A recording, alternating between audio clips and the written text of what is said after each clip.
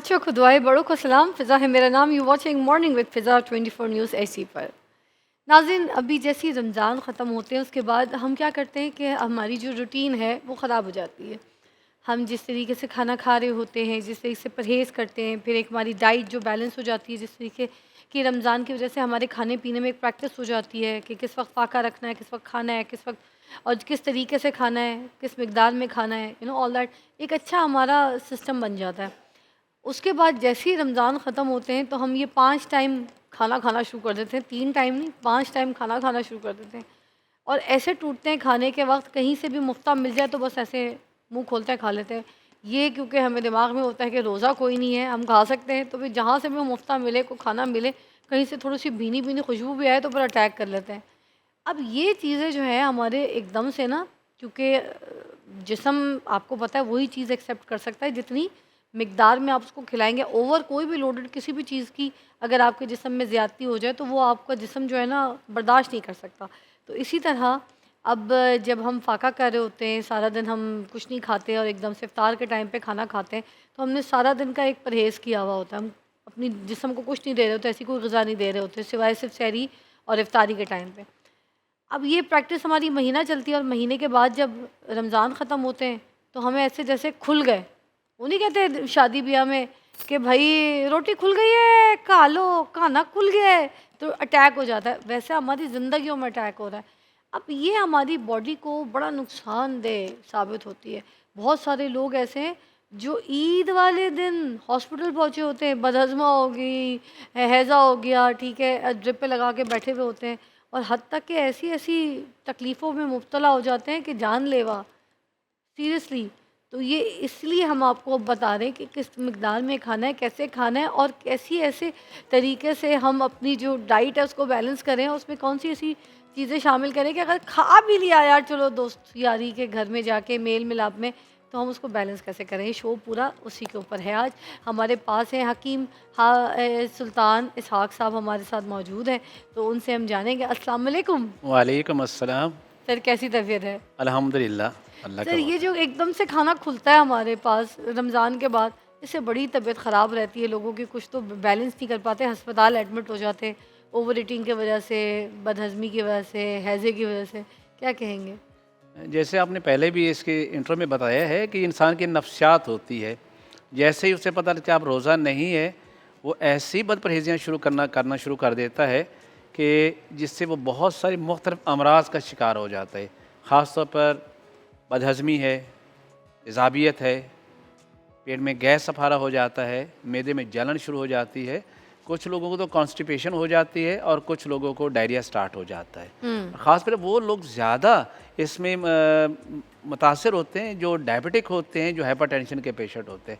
उन्हें ख़्याल ही नहीं रहता कि वो डायबिटिक पेशेंट हैं। वो सुबह जो मीठी सेवइयों से शुरू करते हैं और शाम तक मीठा और बेधड़क खाते चले, बाद में पता चला शुगर उनका बहुत लेवल बहुत हाई चला गया। सेम हिस्सा ब्लड प्रेशर के पेशेंट जी हैं, चूँकि माह रमज़ान के बाद दावतें भी हो रही है, घर में भी ज़रा अच्छे लाहौर के आपको पता है जैसे खाबे तैयार होते हैं, वो लोग खाना शुरू कर देते हैं। नतीजा क्या निकला, फिर उनका ब्लड प्रेशर हाई होना शुरू हो जाता है।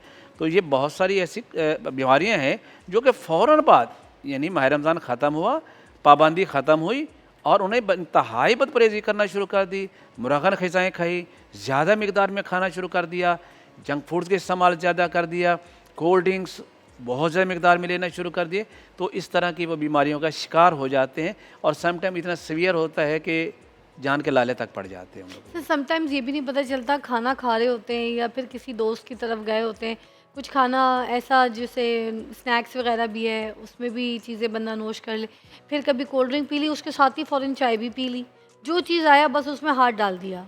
अब कुछ मेहमान ऐसे भी होते हैं, कहते हैं नहीं जी पी के जाना है, नहीं जी खाना खा के जाना है, जी ये भी ज़रूर चखना है, तो उनका दिल रखने के लिए भी कभी-कभी कुछ लोग खा पी लेते हैं। अब वो जो एक मिक्सचर ऑफ एवरीथिंग हो जाता है कि भई गरम में सर्द, सर्द पे गरम, चटपटे खाने के साथ मीठा, मीठे के साथ जो है मिर्चें, तो उसको किस तरीके से बैलेंस किया जा सकता है? वो अंदर क्या करता है हमारे जिस्म में जाके? इसी करिए देखिए, जैसे हमारी एक महीने की एक रूटीन बन रही थी, हम इंतहाई सिंपल डाइट ले रहे थे और हमारा मैदा भी उसके मुताबिक एडजस्ट हो चुका था, बड़ा सॉफ्ट हो चुका था। हमें अपना मैदे को भी उसके मुताबिक आगे भी लेके चलना होगा कि ताकि हमारा मैदा डिस्टर्ब ना हो। आपको एक लिमिटेड मिकदार के अंदर खाना है ताकि आपकी सेहत पे उसके कोई मुज़र असरात ना आएँ। इस तरह की जब चीज़ें खाएंगे तो मैदा खुद परेशान हो सर जाएगा कि मैदा मुझे जो क्या खा परेशान होता है अंदर जाके क्या होता है, मैदे का वो क्या बेचारा फीलिंग खुद क्या होती परेशान हो है? जाता है। मैंने क्या किसको हज़म करना है, किसको छोड़ना है। और देखिए एक खाने से दूसरे खाने के में एटलीस्ट जब वक्फ़ा होता है 6 घंटे का होना चाहिए, हम तो उसे 6 मिनट का नहीं वक्फ़ा दे रहे होते। हाँ, हाँ। तो नतीजा क्या होता है, फिर हमें बहुत सारे मैदे और आंतों के अमराज जो है वो लाक होना शुरू हो जाते हैं। अच्छा, तो अब हम अपने मैदे का ख़्याल कैसे करें? अब ये किस तरीके से कौन-सी डाइट और कि मतलब एकदम से वो जो 3 खाने का टाइम है एटलीस्ट, उन पे बैलेंस कैसे वापस आ सके नाश्ता, दिन और शाम फिर रात? इसमें यही है कि जैसे कि आपको पता ही है कि हमारा मैदा जो है, चूँकि ऑलरेडी बहुत ही एक माह की उसकी रूटीन हो चुकी थी और वो बड़ा कम मिकदार में खाना हज़म करने का आदी हो चुका है, तो तब भी हमें उसी रूटीन से थोड़ा-थोड़ा अपने मैदे को जो है उसको फ़ीड करना चाहिए। सुबह हल्की सी खाना ले लें, दोपहर को और रात को, ताकि हमारे मैदे पर सर बोझ हल्की ना पड़े। कौन-सी टिश्यू तल के खा लें? जी? सर हल्की कौन-सी टिश्यू तल के खा लें? ज़रिए आप ले सकते हैं, ऐसा कोई मसला नहीं है। टिश्यू तल के नहीं, खा नहीं सक टिश्यू की बात नहीं, सॉरी यही मैंने मुझे आपकी बात को समझ नहीं आ रही। सर टिश्यू आपने तो मेरी टिश्यू जुगत फीकी कर दी। मैं नहीं, यही पूछी थी मतलब क्या हल्की-फुल्की ग़िज़ा टिश्यू तल के खा हल्की-फुल्की ये लें? कि सुबह जैसे हमारे यहाँ तो मैं एज़ ए हकीम मैं तो ये कहता हूँ आप सुबह के टाइम ये आप रोटी ले सकते हैं, हल्की-फुल्की उसमें अगर लगाना है थोड़ा-सा ऑयल लगा लें, या हमारे यहाँ तो ज़्यादा चलते हैं किशमिश और बादाम वगैरह से सुबह नाश्ते एनर्जेटिक भी हो, आपको एनर्जी भी पूरी मिले, कैलोरीज़ भी पूरी मिले और आपके मैदे में बोझ भी ज़्यादा ना सर हो। ओट्स वग़ैरह? ओट्स बहुत अच्छे हैं, वो एंटी एसिड भी होते हैं और आपके जिस्म में जितनी तेज़ाबियत हो चुकी होती है, जो आप पकौड़े, समोसे ये वो सारे कुछ खा के पैदा कर चुके हैं, उसको वो एक्सक्रीट भी करता है। आपकी मैदे और आंतों की जो स्वेलिंग हो चुकी है उसके भी वो ठीक कर देता है। वाह!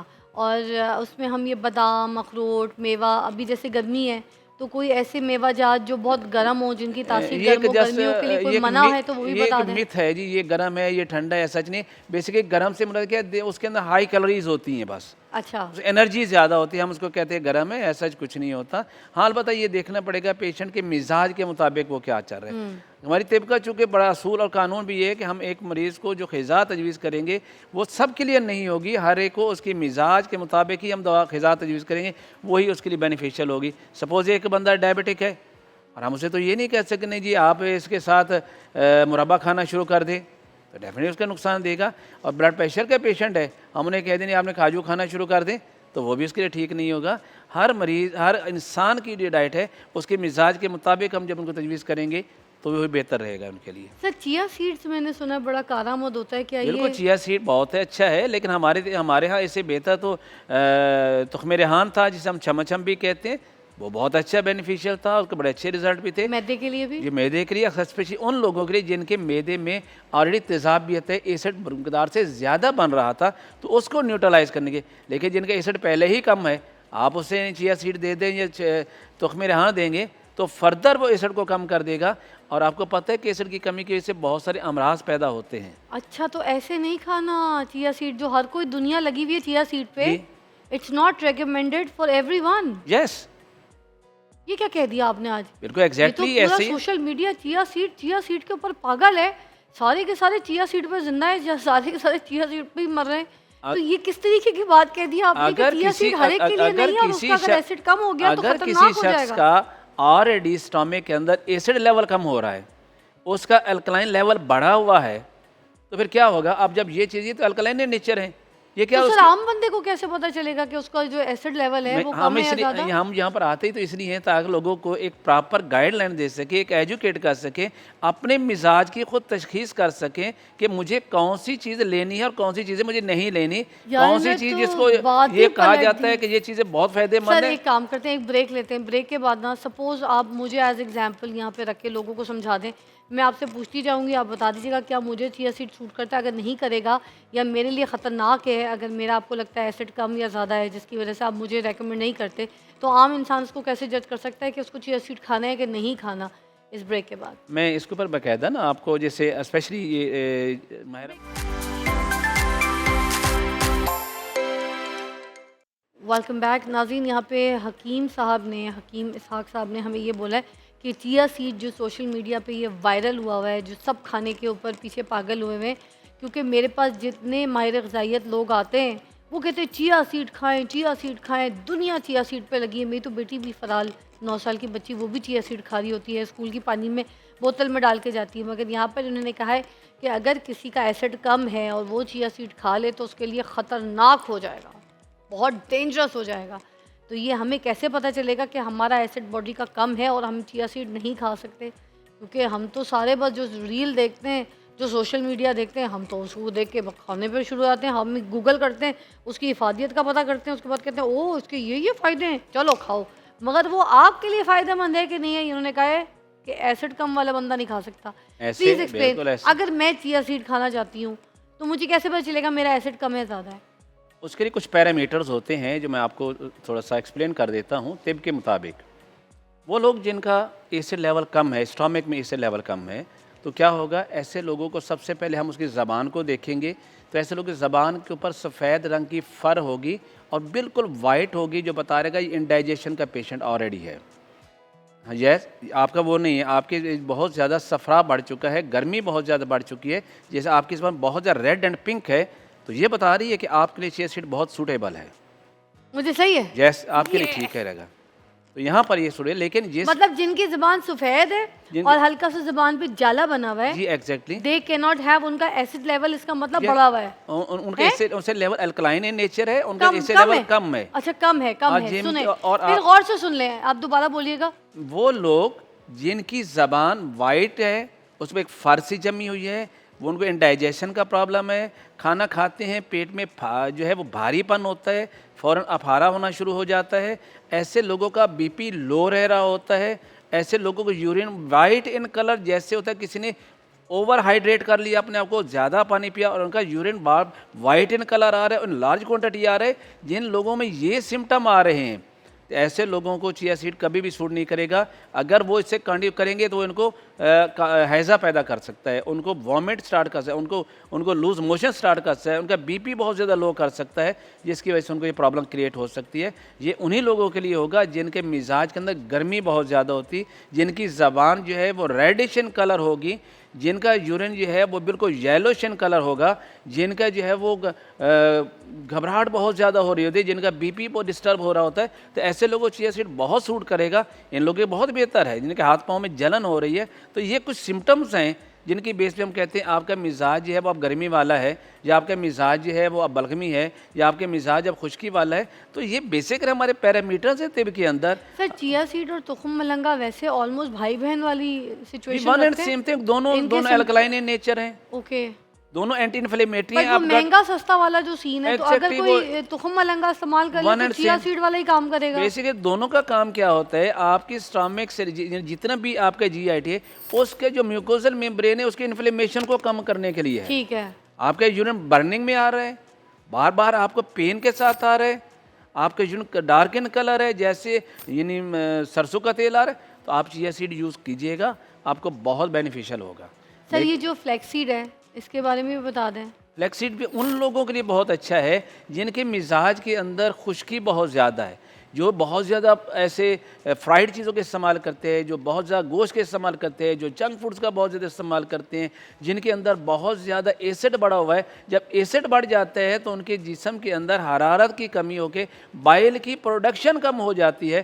तो ऐसे लोगों को जो है फ्लैक्सीड देंगे तो उनका क्या होगा, एसिडिटी जो है जो एसिड है वो कम होना शुरू हो जाएगा और बाइल लेवल जब वो बढ़ना शुरू हो जाएगा, और उस तरीके से उस एसिड से मुतल्लिक़ जितने भी अमराज हैं, जैसे खाना खाने का पेट में गैस का हो जाना, अफारा हो जाना, खट्टे खट्टे डिकार आना, और ख़ास उनको कॉन्स्टिपेशन बहुत ज़्यादा हो जाती है, उनके जोड़ों में दर्द होना शुरू हो जाता है, उनको कॉन्स्टिपेशन के एट द एंड उनको पाइल्स होना शुरू हो जाती है।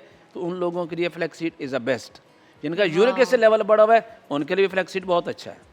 अच्छा सर, एक टोटका जो कि बड़ा कारआमद, बड़ा पुराना टोटका है, तो अगर मैं आपसे पूछ लूँ तो आप बता दें अगर ये लोग भी इस्तेमाल कर जी सकते हैं। जी। ठीक है, इसमें फ्लैक्सीड 2 चम्मच और 2 कप पानी, ठीक है, उसमें थोड़ी सी अदरक और उसके बाद उसको अच्छी तरीके से उबाला देके, तो जब उसका अर्क निकल जाए, 1 कप रह जाए, तो उस 1 कप में फिर थोड़ा सा शिलाजीत नहीं होता, शिलाजीत, जी जी। शिलाजीत बिल्कुल दाल के दाने के बराबर डाल के तो उसको खा लिया जाए।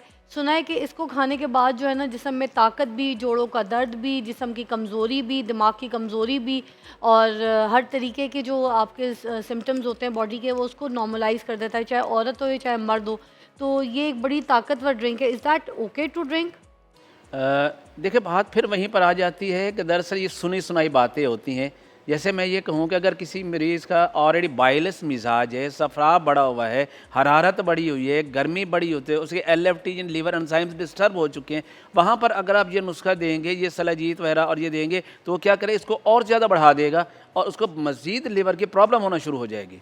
हाँ, वो लोग जिनमें यूरिक एसिड बढ़ा हुआ है, जिनके जो है वो मैदे के अंदर तेज़ाब बहुत ज़्यादा बढ़ा हुआ है, एचसीएल बहुत ज़्यादा बढ़ा हुआ है, जिनको कॉन्स्टिपेशन हो रही है, जिनके मसल्स में स्ट्रेच आ चुका है, जिनके मसल खिंचाव में आ चुके हैं, जिनके जोड़ों का दर्द हो रहा है, वहाँ पर आप फ्लैक्स सीड दे सकते हैं, लेकिन सलाजीत उनको लिए भी सूट नहीं करेगी।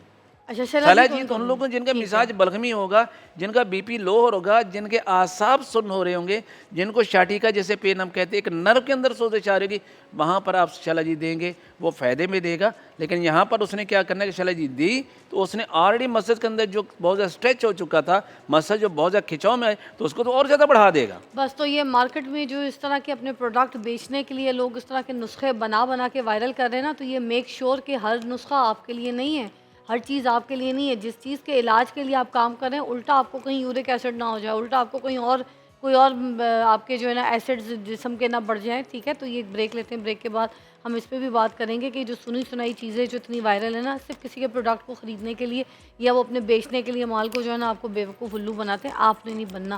ब्रेक के बाद बताते हैं और बात।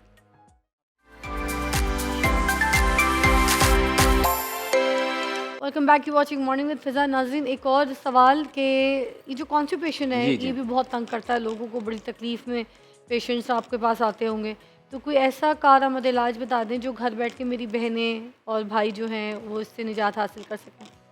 आपने माशाल्लाह बहुत ही अच्छा सवाल किया और मेरे अभी जो जैसे माह रमज़ान ख़त्म हो चुके, मैं तो 30-35 साल से प्रैक्टिस कर रहा हूँ, तो इसके बहुत सारे पेशेंट जो मेरे पास आते हैं यही आते, हमें कॉन्स्टिपेशन हो रही है जी, आप इसके बारे में हमें कोई अच्छा सा नुस्खा बता दीजिए। जैसे कि मैंने पहले अर्ज़ किया है, कोई एक नुस्खा हर इंसान के लिए कॉन्स्टिपेशन के लिए सूटेबल नहीं हो सकता, क्योंकि हर इंसान का मिजाज डिफरेंट है। तो उसके लिए जो हम इन्ग्रीडियंट्स बताएँगे वो भी उसके लिए मुख्तलिफ होंगे, जो उसके मिजाज के मुताबिक होंगे। सपोज अगर एक बंदे को कॉन्स्टिपेशन है, साथ जैसे मैंने बताया उसका बाइल बढ़ा हुआ है, और आपने उसको दे दिया फ्लेक्स सीड, तो उससे क्या होगा, कॉन्स्टिपेशन क्या ठीक होनी है उस बेचारे को, तो और ज़्यादा लिवर जो डिस्टर्ब हो जाएगा। अगर किसी बंदे को ऑलरेडी पाइल्स हो चुकी है और हमने कहा है नहीं जी आपने जाके वहाँ पे एलोवेरा जब वो लेना शुरू कर दें, तो उसको पाइल्स तो और एग्रीवेट हो जाएगी।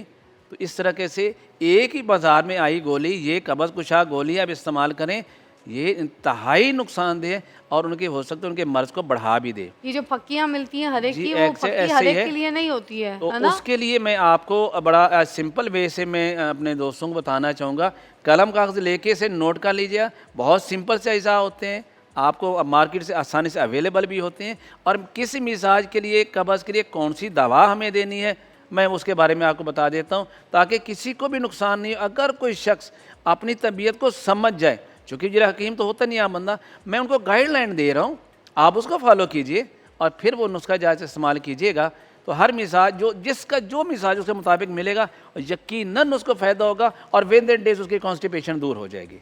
अब सबसे पहले हम देखते हैं वो लोग जो जिनके मैदे के अंदर तेज़ाबियत कम हो जाती है, वो कौन से लोग होते हैं जो अल्कलाइन चीज़ों का इस्तेमाल ज़्यादा कर रहे होते हैं, जैसे कि वो बहुत ज़्यादा दूध है, लस्सी है, चावल हैं, इवन केला का शेक वगैरह है, तरबूज है, खरबूज है, यानी इतना और वाटर इतना इंटेक कर रहे होते हैं कि उनके स्टमक के अंदर एसिड बहुत कम हो जाता सर, है। एक और चीज़ पूछना चाहूँगी, आपने जैसे केले के शेक की बात की, कुछ लोग कहते हैं कि जो दूध है उसके साथ कोई भी फल को शेक करके नहीं पीना चाहिए। ठीक है, उसमें आमंड का दूध ले लो, कोकोनट मिल्क ले लो, ये सब मिल्क ले लो, मगर किसी भी फल के साथ जो डेयरी वाला दूध होता है वो दूध को मिक्स करके शेक वेक नहीं बना के पीना चाहिए। ये बड़ा बिल्कुल नहीं लेना तो ये चाहिए। मेरी अम्मी, अल्लाह बख्शे, शी वाज आल्सो उनके पास बड़ी नॉलेज थी, तो अम्मी हमें ना कभी भी दूध के अंदर ये फलों को मिक्स करके शेक बना के नहीं पिलाती थी। वो कहती थी खबरदार जो किसी ने पिया, वो दूध के उसमें आलमंड मिल्क डाल लेती थी या फिर कोकोनट मिल्क, इस तरह की ये चीज़ डाल लेती थी, मगर दूध के साथ फलों को नहीं करती थी। उसकी वजह ये भी हम दूध में उसी चीज़ को ऐड करेंगे ना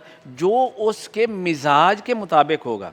नहीं, अगर आप उसका अपना मिजाज अल्कलाइन नेचर है और आपने उसको ऐसे फल उसमें ऐड कर दिया जैसे एसिडिक के नेचर को, तो क्या करेगा, उसको तो जाके उसकी पूरी केमिस्ट्री को ख़राब कर देगा, उसको उसको तो फुटियाँ सर बना ये तो देगा। बाजार में सारे जो लोग हैं ये दुकानें खोल के बैठे हैं और लोग पीने जाते हैं।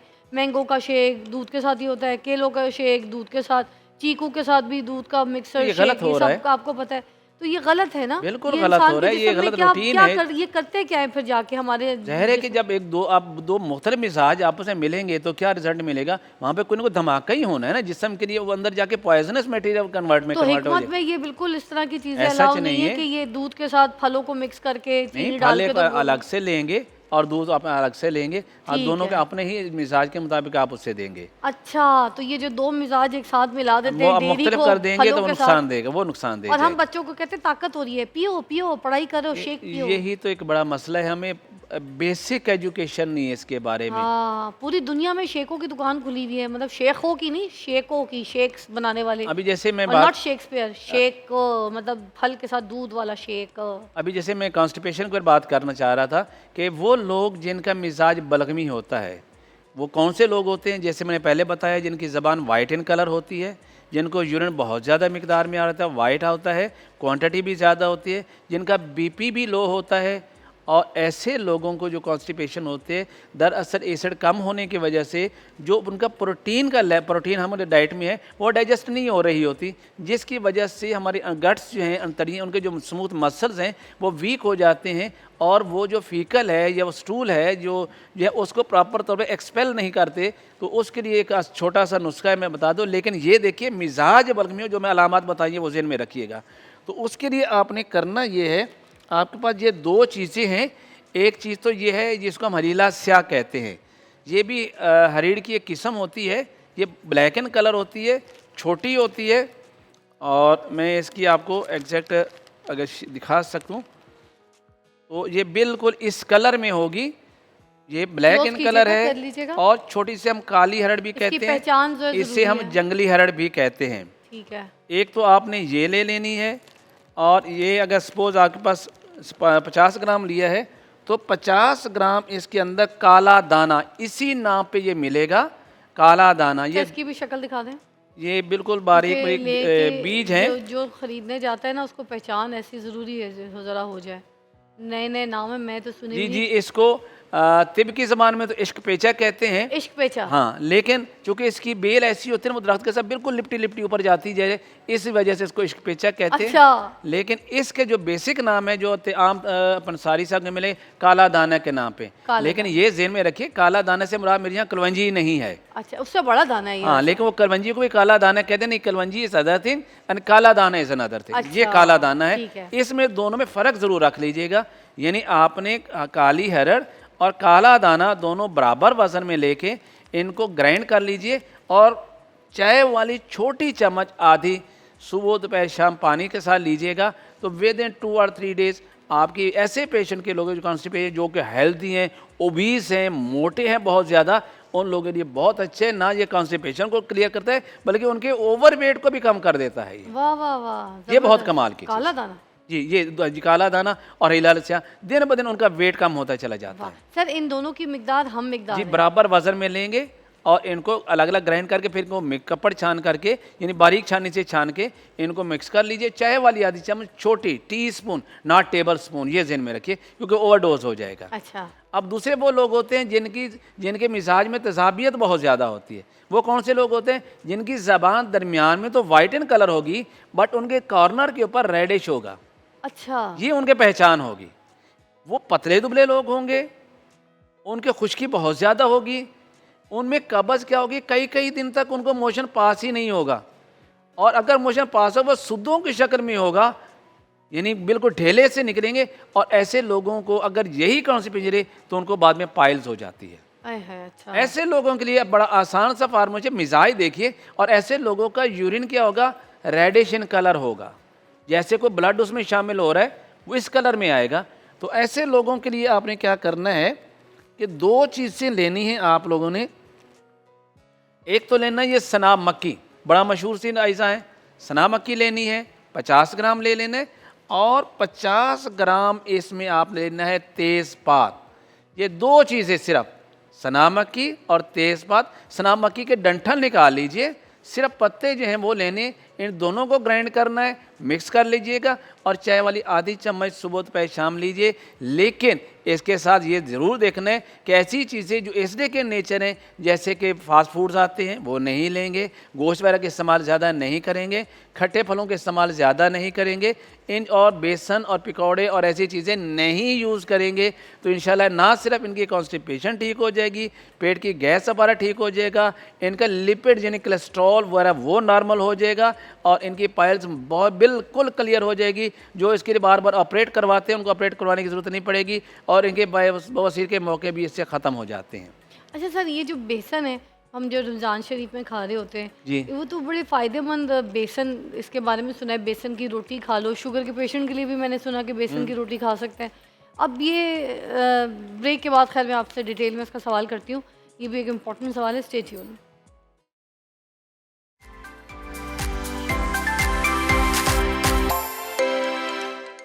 Welcome back, you watching morning with Fiza. Hakeem Ishaq साहब हमारे साथ मौजूद हैं। सर, ये जो बेसन की रोटी है इसके बारे में तो बड़ी इफ़ादियत सुनी है मैंने कि बड़े फ़ायदेमंद होती है, शुगर के पेशेंट भी खा लेते हैं, वैसे भी बच्चों को भी घर में ताकत वाली रोटी होती है। मगर जब इसको बेसन पकौड़ों के लिए इसकी शक्ल में इख्तियार करके इसको खाया जा रहा होता है तो सुनते कि बड़ा नुकसानदेह, it's because of the oil. Oil से भी और प्लस फिर वही बात है कि जिनको ऑलरेडी पाइल्स है और अगर उनको आपने ये बेसन की कोई भी प्रोडक्ट दे दी तो बेसन जाके फर्दर क्या करेगा, उसकी गट्स के जो मॉइस्चर उसको एब्जॉर्ब कर लेगा और उसके स्टूल को मज़ीद हार्ड कर देगा। तो ये उन लोगों को ठीक नहीं है। वो लोग जिनका कोलेस्ट्रॉल बढ़ा हुआ है, जिनके ब्लड के अंदर बहुत ज़्यादा चिकनाई ऑलरेडी मौजूद है, आप उनको इस तरह फ्राइड चीज़ें देंगे वो तो उनके नुकसानदेह है। और अगर सादी बेसन की रोटी देंगे तो फिर खा वो भी सकते उन हैं? लोगों के लिए जिनको ऑलरेडी पहले स्टूल बहुत लूज पास हो रहा होता है, जिनके जिस्म के अंदर रतूबात की कसरत होती है, आप उनको देंगे वो उनके लिए सूट करेगा। अच्छा, बेसन भी हर एक के लिए नहीं नहीं, है। हर एक को तो नहीं सूट ये जो करेगा। लोग कहते हैं कि बेसन की रोटी शुगर में खाएं, शुगर का पेशेंट बेसन की रोटी खा सकता है, ये खाएं, तो वो गलत है। नॉर्मली जो चूँकि शुगर जो होते हैं वो कार्बोहाइड्रेट्स के ज़्यादा लेने की वजह से होती है। चूँकि बेसन के अंदर कार्बोहाइड्रेट्स कम होते हैं इसलिए ये उनको सूट कर रही होती है। अच्छा। ये हमें देखना होता है कि उसके मिजाज में क्या है। अगर कार्बोहाइड्रेट ज़्यादा, जैसे कि हमने गंदम दे दी, उसमें कार्बोहाइड्रेट्स बहुत ज़्यादा है, आपने उसको नान वगैरह दिया दिया यानी गंदम से बनी जितनी भी चीज़ें उसको सूट नहीं करती। या वो लोग जिनको सीलियक प्रॉब्लम है, उनको गंदम से एलर्जी है, तो उनको आप ये बेसन देंगे तो उनको सूट करेगा। अच्छा। लेकिन ऐसा उसको खाने के तौर पे एक आम बंदा जिसके मिजाज में पहले ही खुश्की बहुत ज़्यादा है, रतूबात की बहुत ज़्यादा पहले ही कमी है और आपने उसको बेसन इस्तेमाल करवा लिया तो उसके लिए वबाल जान बन जाएगा। अच्छा। और सर, वो जो दालों को मिक्स करके रोटी बना के खाई जाती है, क्या वो कारआमद होती है पेट के लिए, मैदे के लिए? तो वो तो सारे दालों को पीस फिर के हमें जो देखना है, रोटी बनाई जाती है? हर दाल के का अपना मिजाज होता है और हर दाल अलग मिजाज के लोगों को सूट करेगी। ये नहीं दाल चना किसको सूट करनी है, दाल मसूर किसे सूट करनी है और दाल माश किसे सूट करनी है, दाल मूंग किसे सूट करनी है। ये मुआलिज ही आप मरीज़ को बताएगा कि ये चीज़ आपके लिए सूटेबल नहीं है। ये नहीं है कि हर बंदा अपनी मर्ज़ी से जो खाना शुरू करे बाद में बीमार होकर मुआले के पास आ जाते हैं। सर, हम तो घर में बैठ के बहुत किस्म की जो दालें हैं वो तो खाते रहते हैं, पता नहीं कभी आज अरहर की बन जाती है, कभी काली दाल बन जाती है, कभी काले मसर, इस तरह कभी मसूर, कभी ऑल दैट हम बना। इसी तो फिर अब इस तरह तो आप ये जो कह रहे हैं हम तो डर जाएंगे, हम फिर हमें यही नहीं पता चलेगा कि नहीं, हमने कौन उनको सी दाल खानी है और कौन सी नहीं खानी। अब उसमें देखो कुछ लोगों को दाल चना बहुत सूट करती है और कुछ लोग दाल चने के दो बाइट भी ले उनके पेट में दर्द होकर मरोड़ होना शुरू हो और जाते कुछ हैं। लोगों को माश की दाल से लूज मोशन हो जाता ऐसे ही है, तो इसलिए कि उनके मिजाज के मुताबिक नहीं था। है। जायकेदार तो होती हैं दालें, मगर इनका भी कोई मिजाज शक नहीं देखना और कोई जरूरी शक है। नहीं, हमें लेनी चाहिए। जैसे शौहर का मिजाज देखना है और जी। शौहर ने बीवी का मिजाज देखना है, वैसे ही हमने दालों का भी मिजाज देखना पड़ेगा। बिल्कुल, तभी तो लड़ाई नहीं होगी ना। हाँ, ये तो आपने नई मुश्किलों में डाल दिया, हमें बड़ा परेशान कर दिया है। हकीम इसहाक साहब कह रहे हैं कि जो सारी दालें हैं ना वो आपके मिजाज के मुताबिक है कि नहीं है, आप बस पका के खा रहे हैं, ये कोई इतनी कोई सही बात नहीं है। उसका भी मिजाज आप चेक करें कि आपके लिए ठीक है कि नहीं। मगर अब ये हमें कैसे, अब मैंने सपोज़ खानी है अरहर की दाल खानी है, काले मसर खाने हैं। अब मेरा दिल कर रहा है, मैंने सबको बोला यार आज काले मसर बनाते हैं, उसको से चटनी अचार कबाब तल के खाएंगे। अब ये बात मैंने कर दी, घर में मैंने कल आई हूँ, पीछे काले मसर बन रहे, जाऊँगी तो टूट पड़ूंगी चावलों पर डाल के। ऐसे अब ये मुझे सूट कर रही है नहीं कर रही, मुझे कैसे पता चलेगा? मैं तो बिल्कुल, नियत में पागल देखो हूँ। अगर ये चीज़ आपको तब सूट करे कि मसूर वगैरह है ये साबित मसर, तब ये अगर आपके मैदे में तेजाबियत ऑलरेडी है तो आप इसे यूज़ करें तो आपको सूट कर देगा। अच्छा, लेकिन मैदे में अगर आपको तेजाबियत है खुदा तो ना काले खासा मसर जॉइंडस क्या और काम करती है काले मसर? ये नहीं, ये आपकी एंटीसिड होती है ना, अच्छा। ये आपकी तजाबियत से मुतल्लिक़ जितने मरीज़ हैं जिनके मिज़ाज में तजाबियत बहुत ज़्यादा है, जो पतले दुबले हैं, जिनका देखते हैं कि कलर भी थोड़ा सा डार्क, कम्प्लेक्शन डार्क है, जिनका कॉन्स्टिपेशन भी रह रही है और जिनका बाकी जैसे अलामात बताई हैं मिज़ाज की, उसके मुताबिक यूज़ करवाएं तो ये बिल्कुल सूट करेगा। अच्छा, और अगर कोई चने की दाल यूज़ करता है, जैसे कुछ लोगों को तो उसमें से गैस होती है, गैस जैसे मैंने पहले पेशेंट। बताया कि डायबिटिक पेशेंट को सूट करेगा, जिनका बीपी लो रहेगा उनको सूट करेगा, जिनको यूरिन बहुत ज़्यादा क्वांटिटी में आ रहा हो उनको यूज़ करवाएं, उनको बहुत ज़्यादा फ़ायदा देगा। शुगर के पेशेंट चने की दाल खा बिल्कुल सकते फ़ायदा हैं? देगा। अच्छा, और माश की दाल? माश की दाल ये शुगर के पेशेंट खा सकते हैं माश की माश दाल? की दाल उन लोगों को सूट नहीं करेगी जिनके अंदर पहले ही बहुत ज़्यादा कोलेस्ट्रॉल बढ़ा हुआ है, जो इसमें लेस बहुत ज़्यादा होती है ना, तो ये सूट नहीं करेगा उनको। अच्छा, जो कोलेस्ट्रॉल पेशेंट लोग ये हैं उनको उनको वो ये माश की दाल ना नहीं खाएं। यूज़ करेंगे। वो और हम जो मिक्स करके खाते हैं अब मूंग उनमें मसूर सबके की दाल। मिजाज क्या बनाएंगे, तो अब मजून बना लिए एक, आप ज़हरे के वो उसको क्या करेंगे ये आपने आखिरी ये भी बता दें, ये रहना चाहिए, मूंग मसूर की दाल तो हर एक के घर में बनाई जाती है, पतली गाढ़ी नहीं जैसी भी। वो मूंग मसूर की दाल ये वजह हारे को वो सूट भी तो नहीं कर रही होती। तो फिर इसको इसको कौन खा सकता है, मूंग मसूर की दाल? ये वही उन लोग अच्छा, हैं। लाल दाल मेरे ख्याल से गर्म ये होती है मसूर जी की। बिल्कुल होती है, और ये मूंग की सर्दी दाल थोड़ी सी नॉर्मल होती है, वो ठंडी। बिल्कुल मूंग की दाल दी बेस्ट है, रिच इन प्रोटीन होती है।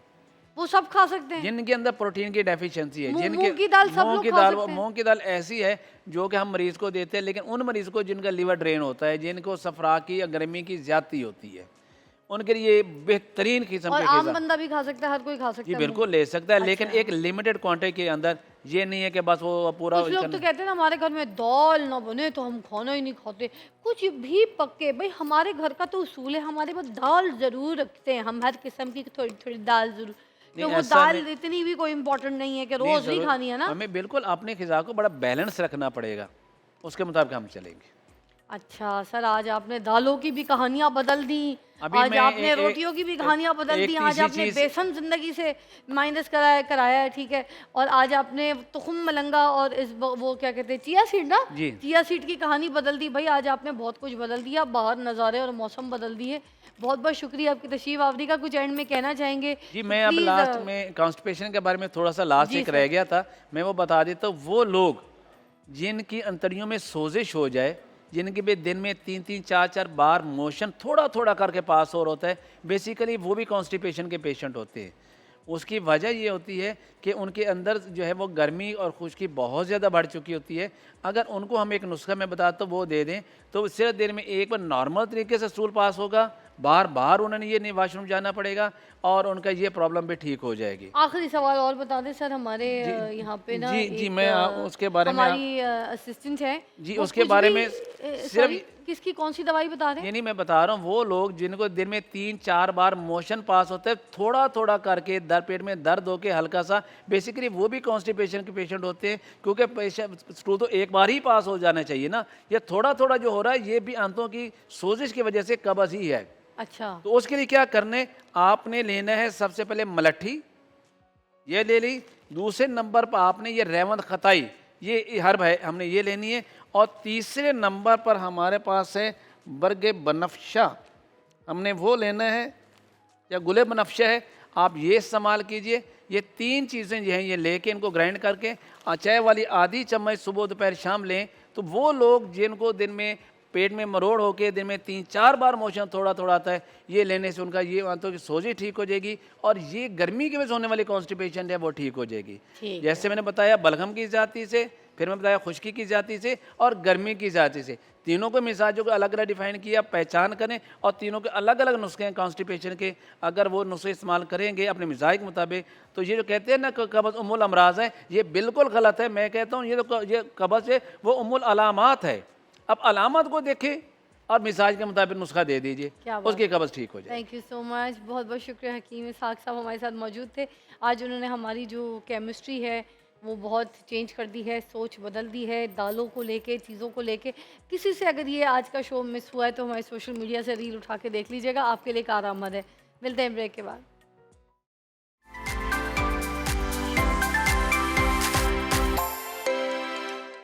Welcome back, watching morning with Fiza. और नाज़रीन, आज मेरे पास जो दूसरी मेहमान है उनको भी हमने इसीलिए मदऊ किया है क्योंकि जैसे कि मैंने आपको बताया कि अभी हमारा जो मौजू है वो हम सिर्फ इसके ऊपर बात करें कि जो रमज़ान में हम अपनी प्रैक्टिस करते हैं, जिस तरीके के खाने खाते हैं, वो जैसे ही रमज़ान ख़त्म होते हैं उसके बाद हम अपनी उस दुकान को खोल लेते हैं जहाँ पर मुफ्त का खाना मिल रहा है और हम बस कहते हैं खुल गई आंडी। तो इनसे भी हमने उसी मौज़ू पे बात करनी है, माहिर ग़िज़ाइयत है और ये हमें बताएंगी कि किस तरीके से अगर हमने डाइट भी करनी है तो कौन सी डिटॉक्स डाइट, कौन सी हर्बल डाइट्स या कौन से ऐसे खाने जो हैं हम अपनी ज़िंदगी में शामिल करें या माइनस करें जिससे हम अपनी लाइफ में रूटीन में नॉर्मल भी हो जाएं और सब कुछ खा पी सकें। ठीक है जी, अब हमारे पास हैं वरदा सिकंदर, किसी तारुफ के मोहताज नहीं है, मेरी बड़ी अच्छी दोस्त हैं। अस्सलाम वालेकुम। वालेकुम अस्सलाम। Thank you so much Fiza for having me. और ईद के बाद भी आप बहुत खूबसूरत लग रही हैं। वाह जी, है ना? मुझे तो लगता है जो रमज़ान का टाइम होता है ना, जी उस जी। टाइम पे जो हमें खाने को मिलता है जिस तरीके से, जब एक तो दस्तरखान पे खाना आता है इफ्तार के टाइम पे, तो वो तो अल्लाह का शुक्र नहीं ख़त्म हो रहा होता उस वक्त। ऐसा हाँ। खुशबुएं और ये सब चीज़ें, हर चीज़ की अहमियत का एहसास होता है हमें, बिल्कुल, क्योंकि हाँ। हम सारा दिन कंट्रोल करते हैं। ऐसे ही है। और फिर जब वो सहरी वाला टाइम होता है जिस वक्त हमें पता होता है कि हमने बंद करना है रोज़ा, हाँ। तो हम अपने शौक़ की सारी चीज़ें जो है ना वो खा रहे होते हैं हाँ। और वो चीज़ें दिमाग में रखते हैं कि कोई ऐसा खाना खा लें जिससे प्यास ना लगे, कोई ऐसा खाना खा लें जिससे कमज़ोरी ना हो। अपना स्टोर सिस्टम स्टोर सिस्टम खुद हर कोई अपना प्रोफेशनली डॉक्टर बना हुआ होता है और मैं ऐसे ही। देखती हूँ ये हमें बना देता है रमज़ान। रमज़ान हमारा दीन माशाल्लाह ऐसा है कि जब हम सही सही तरीके से दीन को फॉलो करते हैं तो हमें हमारा रोज़ा तरीके से बता देता है क्या करना है। मगर बाद में जैसे ये रमज़ान ख़त्म होते हैं, ईद के दिन से जो ये तमाशे शुरू हो जाते हैं कि बस जो देखा है हमने बोलो खा जाओ यार। और वो shut up ना man। वो ऐसा होता है ना, शैतान खुल गया है, तो इसी तरह के वो सर्टेन टाइम खत्म हो गए ना, तो अब सुबह दोपहर शाम हम तो खा सकते हैं, हम तो खा सकते हैं। तो बस और वो लगता है शैतान चपते मार मार के कहता है वो खानी मरनी मतलब खानी मरनी, वाकई खा के मरने वाला सिस्टम हो जाता है। ऐसे ही है बिल्कुल। तो अब बताएं क्या किस तरीके से हम अपनी रूटीन को बैलेंस करें और नॉर्मल रूटीन के जो सारा दिन के जो खाने हैं जो हमें अपनी ज़िंदगी में अपने एक्टिव पोजीशंस और अपने एक्टिव लाइफस्टाइल के साथ हमें खाने हैं वो कौन से हो सकते हैं? अच्छा, देखिए अब जैसे ही फिज़ा अब ईद गुजरी है ना, तो अब क्या है कि मोस्टली हर बंदा कह रहा है जी मैदे का मसला है, हर बंदा कह रहा है गर्ड गैस्ट्रोएसोफेगल रिफ्लक्स, कि अब थोड़ा सा ज़्यादा खा रहे हैं तो वो खाना लग रहा है बाहर आ रहा है, स्टमक रिलेटेड प्रॉब्लम्स बहुत ज़्यादा। और अब जैसे आपको पता है कि मौसम भी बहुत अब चेंज हो रहा है और गर्मी वाला फैक्टर और वो सारी चीज़ें भी। अच्छा जी, अब जैसे कि रमज़ान गुजर चुका है, अब जिन्होंने अपने वज़न नहीं कम किए, अपनी इफ्तारियाँ फुल ऑन एंजॉय की हैं, अब उनके लिए फिज़ा मैं इतनी ज़बरदस्त टिप देने लगी हूँ ना कि इन्फ्लेमेटरी वेट ऐसे निकलना है। ठीक है? हाँ जी, एक ऐसी ज़बरदस्त टिप है। अच्छा, अब क्या होता है कि अब रमज़ान के बाद जैसे इन्फ्लेमेटरी वेट बहुत ज़्यादा, कैलोरिक वेट तो हम कंट्रोल कर ही लेते हैं, लेकिन बहुत सारे लोग वो सोजिश हुई हुई है, मैदे के अंदर स्वेलिंग हुई हुई है और जिगर जो है वो सही काम नहीं कर रहा। डिटॉक्सिफिकेशन, एक ऐसा डिटॉक्स कावा बताने लगी हूँ कि इसका 11 दिन का इस्तेमाल, आप सब कहेंगे कि डॉक्टर वरदा सिकंदर ये जादुई नुस्खा था। करना ये है कि एक लीमू लेना है, उसको स्लाइसेस में काट लेना है, एक अदरक लेना है हाफ, उसको स्लाइसेस में काट लेना है, और दारचीनी के 2 जो है वो 1 mm की स्टिक्स लेनी है। अब आपने 4 गिलास पानी ले लेना और उस 4 गिलास पानी को जो है वो उबलने देना है। जब वो 2 कप रह जाएगा तो आपने फिर उस पानी को दिन में ठंडा करके इस्तेमाल कर सकते हैं, गर्म कावे की सूरत में इस्तेमाल कर सकते हैं। ये क्या करेगा, आपका जो जितना इन्फ्लेमेटरी वेट है उसको श्रेड करने में बहुत ज़्यादा हेल्प करेगा और जितनी डाइजेशन रिलेटेड प्रॉब्लम्स हैं उनको बेहतर करने में बहुत ज़्यादा हेल्प करेगा। अच्छा, अब दूसरी चीज़ ये है कि अब जैसे ईद गुजरी है, स्लीप पैटर्न वो रोज़ों वाली रूटीन बनी है, जिस सहरी को खाना है, रात लेट टाइम खाना है, की वजह से भी ना भूख वूख का निज़ाम अजीब हो जाता है। हाँ, या तो ओवर टाइम खा रहे होते हैं या फिर नींद नहीं या आ वो रही होती है तो बाहर दावतों का वाले जंक फूड सिलसिले, बना। हाँ। ऐसा ही है बिल्कुल। अच्छा, अब अपने लाइफस्टाइल को ठीक करने के लिए, जो मैं आपके शो में बैठ के हमेशा पहले भी रोज़ों में भी कहते रहे, रोज़ों से पहले, अब कि वापस प्लीज़ एक डाइट प्लान पे आ जाएं। एक अच्छा डाइट प्लान बहुत बहुत ज़्यादा ज़रूरी है। अच्छा, अब अच्छे डाइट प्लान से क्या फ़ायदे होंगे? एक तो आपकी फूड की क्वालिटी ऑटोमेटिकली ठीक होती जाएगी, रोज़ों के अलावा भी ठीक हो जाएगी। फूड की क्वांटिटी बड़ी कंट्रोल रहती है। जब आपको पता है ना, मेरे सुबह के नाश्ते में 1 रोटी लिखी है, दोपहर में 1 कटोरी चावल रखे हैं, रात में सलाद लिखा है, प्रोटीन का कोई पोर्शन लिखा हुआ है, तो ऑटोमेटिकली आप ना उस पर अमल करते हैं। तो फूड की क्वालिटी, और सबसे ज़्यादा अब जो स्टमक के मसाइल हैं उनको भी अगर आप दिन में अपने खाने पीने का निज़ाम बेहतर रखेंगे, डाइट प्लान बेहतर रखेंगे, तो क्या होगा कि जितना आपकी एसिडिटी जिस्म में ज़्यादा हुई है वो बेहतर हो जाएगी, और अल्कलाइन, और उसके अलावा पानी वो मेक श्योर करें। और उसके अलावा डिफरेंट डिटॉक्स ड्रिंक्स 1-2 और मेंशन कर देती हूँ। अब गर्मी का मौसम थोड़ा सा शुरू हुआ है, वो ईद के साथ साथ वो सोडास पीने की आदत और वो सारी चीज़ें बहुत ज़्यादा हुई हैं। तो आप अगर ठंडे मशरूबात में कुछ पीना चाहते हैं तो उसमें ठंडे और हेल्दी मशरूबात आप पिएँ, जैसे कि नींबू पानी का इस्तेमाल किया जा सकता है, स्ट्रॉबेरी मिंट मार्गरीटा पिया जा सकता है खूबसूरत स्किन के लिए, वेट को मेंटेन रखने के लिए और अपनी क्रेविंग को पूरी करने के लिए। क्या करें कि 3 स्ट्रॉबेरीज लें, उसके अंदर थोड़े से पुदीने के पत्ते डालें, 1-2 आइस क्यूब्स डालें, पानी डालें, काला नमक डाल के ब्लेंड कर लें। उसमें थोड़ा सोडा डाल सकते हैं? अच्छा, थोड़ा सोडा अगर बहुत फ्लेवर्ड का कुछ ऐसा हाँ, हमें अच्छा, थोड़ा सा अगर वो चिंगारी सी चाहिए हो, स्पार्क सी, क्या सोडा थोड़ा ऐड कर सकते हैं? नुकसान भी तो नहीं अच्छा, देगा? सोडा अगर आप ऐड करेंगे तो ऑब्वियसली वो फिर शुगर वाला फैक्टर फिर आ जाएगा। अच्छा, अगर सादा सोडा बोल रही हूँ, हाँ, सादा। सादा सोडा आप ऐड करें। अगर तो आपका वेट मेंटेन है तो थोड़ा सा सोडा ऐड कर लिया जाए तो कोई मसला बर्फ नहीं। के हाँ, साथ है लेकिन नॉर्मल। वो लोग जिन्होंने वजन कम करना है और प्लीज दूध सोडा नहीं पीजिए। दूध सोडा ना सिर्फ आपके घुटने तबाह करेगा बल्कि वेट खराब करेगा और एसिडिटी लेवल जो है वो जिस्म में बढ़ाएगा। ये दूध सोडा क्या करता है जाके? वैसे कभी कभी जग में बनाते बनाते ही फट जाता है, समझ नहीं आता कि पहले वो सोडा डाल दिया था वो गलती हुई या बाद में दूध डाला था वो गलती हुई। मुझसे तो जब बनाया मेरे से फट ही गया। हाँ, अच्छा, देखिए दूध सोडा फट जाता है, आप समझ फट रहे भी हैं? जाता है और हमारे घुटनों को जाके फाड़ देता है। जो सबसे हाँ। ज्यादा जो हमारा स्टोर्ड कैल्शियम है उसको भी अब्सॉर्ब नहीं होने देता, स्टोर्ड कैल्शियम को भी निकालता है। और दूध सोडा बहुत ज्यादा डेंजरस चीज है। वो समझे हम दूध के एक डाइटिशियन हमारे पास आए थे, तलहा जी, जी। ठीक है, उन्होंने हमें कहा कि जो दूध सोडा है उससे कोई फर्क नहीं होता, सिर्फ दूध की थोड़ी इफादियत जो है वो कम हो जाती है, बाकी कोई फर्क नहीं होता, बाकी नुकसानदेह नहीं होता। ठीक है, उन्होंने कहा सब मिथ है, ये आप प्लीज इसको क्लियर कर नहीं, नहीं, नहीं, दूध सोडा इज वेरी डेंजरस। देखिए, आप जब कैल्शियम और फास्फोरस उनका कॉम्बिनेशन हो रहा है तो ऑब्वियसली वो नुकसानदेह है। कभी बल्कि वो जो हमारा स्टोर ऑस्टियोपोरोसिस को लीड करता है, ऑस्टियोमलेशिया, हमारे घुटनों के अंदर, हड्डियों के अंदर जो मिनरल्स हैं, कैल्शियम है, उन सब की अब्जॉर्प्शन को अफेक्ट कर देता है। तो ये बिल्कुल मिथ नहीं है, दूध सोडा इज वेरी डेंजरस। तो इसलिए इसको हमें बिल्कुल भी और ये इस्तेमाल तो करना हर घर चाहिए। में पिया जा रहा है, दस्तरखानों पे भी मैंने देखा है, लोग रमजान में जिसके घर जाओ तो वो बोलते थे, बल्कि दूध सोडा ना रखे तो वो उनको अजीब लगता था कि भाई शायद मेहमान को हाँ, खुश नहीं कर रहे। एक तो ये वाला। और अब जैसे ये अब थोड़ा सा मौसम बदला है ना तो हमें लगता है कि पता नहीं दूध सोडा पी के एक ठंड पड़ जाती है। हाँ। हाँ, पर ऐसा बिल्कुल भी नहीं है। दूध सोडा ठंड नहीं, आपके घुटने और हड्डियों को बहुत बुरे जो तरीके मेरी से बहनें अफेक्ट घर में करता है। काम वाम कर रही होती हैं, सुबह से रात तक बच्चों को छोड़ना, पिक करना, ड्रॉप करना, सारे कामों में लगी होती हैं, वो थोड़ा सा फ्रिज में बना के रखती हैं। जैसे उनको हल्का सा होता चक्कर आता है, कमजोरी गर्मी लगती है, वो जाके थोड़ा सा निकाल के पीती हैं, उनको शांति जैसे नहीं हो जाती, वो ओम शांति ओम वाली शांति आ जाती है उनको। उससे 1000 गुना बेहतर है कि वो लस्सी बना के रखें। लस्सी एक बहुत बेहतरीन तो और उससे नींद हेल्दी भी तो आ ऑप्शन जाएगी, है। बंदा हाँ। तपड़ी लगाते हैं वहीं फर्श में अच्छा, सो गया तो। जो मीठी लस्सी है ना, ज्यादातर नींद वाला फैक्टर ना उसके साथ है। अच्छा। और अगर आप दही का कंटेंट बहुत ज्यादा डाल देते हैं तो उस वजह से नींद वाला जो लस्सी है वो। कौन सी वाली हाँ। कह रही हैं आप? दूध दही वाली या फिर सिर्फ अच्छा, दही में आप पानी? जो है वो लस्सी 3 तरीके की एक बना अदरक का सकते भी हैं। होता है, अदरक का। हाँ, बिल्कुल, तीनों जो है वो बहुत। एक जो है वो सबसे बेहतर जो है जिसमें आप आधा दूध आधा दही डाल के, ये वो लोग जिनके अंदर हड्डियां जिनकी बहुत ख़राब है और जिनके अंदर कैल्शियम का इंटेक बिल्कुल नहीं, वो इस तरह वाली ले सकते हैं। इसके अंदर फ्लेवर के लिए आप काला नमक ऐड कर सकते हैं, सादा नमक ऐड कर सकते हैं।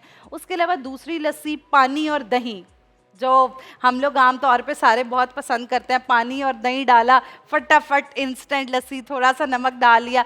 अच्छा, शुगर के बजाय आप 1 चम्मच शहद या फिर थोड़े से दाने शक्कर के डाल सकते हैं या स्टीविया डाल सकते हैं। वो एक हेल्दी लस्सी ऑप्शन है। और वो लोग जो अब रमज़ान के बाद जो वेट लॉस वाला फैक्टर है ना, अब अच्छा, अब जिनके रोज़ों में वेट लॉस नहीं हुए ना तो अब उनकी मोटिवेशन दोबारा आ गया, चले अब हम बाद में वज़न कम कर लें, तो वो भी ये लस्सी इस्तेमाल कर सकते हैं। अच्छा, एक ब्रेक लेते हैं, ब्रेक के बाद तो इस लस्सी को थोड़ा सा और इलेबरेट करेंगे, क्योंकि लस्सियों की कुछ फॉर्म्स जो है वो हमें समझ कोई नहीं आ रही है।